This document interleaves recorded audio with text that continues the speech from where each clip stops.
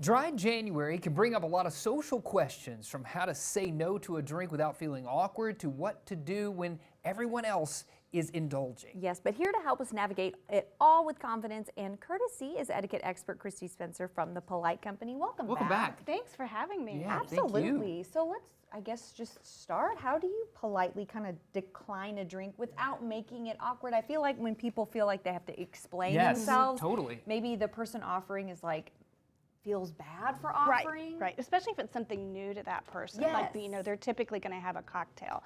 So I think what you can do is you can just say, if you're out and about, you can just say, oh no, I'll have water, thank you very much. If you're at somebody's home and they just kind of assume that they're going to pour you, say, oh no, I'm just drinking water tonight, thank you so much. If you're at a table and wine is being poured for the table, you want to look at the server, make eye contact with them, and then make some sort of hand gesture. We don't want to put our hand over our cup, but just make some kind of hand gesture to them to let you know that, I'm okay, I won't be needing anything.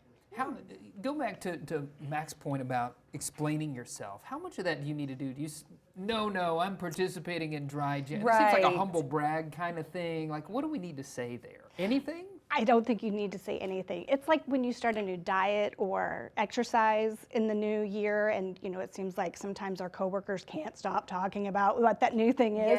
It's the same thing for this. So you don't need to explain yourself, and that makes it so easy because no one else wants to hear it.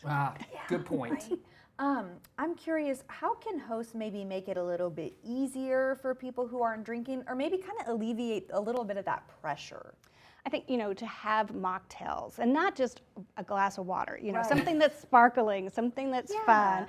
Maybe those who aren't taking Dry January can put something in that if they want to. But have something available that says, I care about you. It's not just about, having the alcohol. And then I encourage people, don't do the thing where you say, oh, just one, just have one, we won't tell anybody, it won't hurt. That person, they have a goal. That's what they want to do. So, support them in that goal and really just kind of keep it as low key as possible. Yeah, not draw attention to it. I agree. And alcohol-free or non-alcoholic drinks are so big right now. Yes. They're truly everywhere. It feels like it's something that you could purchase to be a part of your home entertaining, whatever you're doing when you have guests over. But how can we make it maybe easier on ourselves if we are participating in Dry January to not be tempted to indulge? I think bring that mocktail or whatever you want to drink to the party and have enough to share with other people as well. When you were assuring yourself that you're not going to be stuck, at the water faucet only, with that drink. And then if you're usually going to happy hours and cocktails with friends, take it outside of a bar. Go to just a restaurant or go to the museum as a friend group instead of making everything centered around alcohol and participating in that. Yeah, that's a good point. And I'm curious, okay, scenario.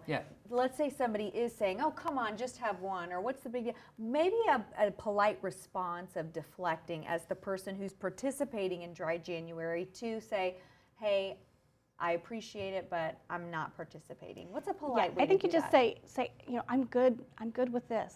I'm good with having this. Or I'm good with Coke. I'm good with Diet Coke. I'm great with Diet Coke. And then, just kind of, try to change the subject, move it along, but don't spend too much time on it. But if you've made it this far, congratulations, you're halfway through. That's true. That is true. Something that I have done myself, but I've seen other people do, is to have like a cup with you, like if you're at a party or whatever, or a glass that already has something in it.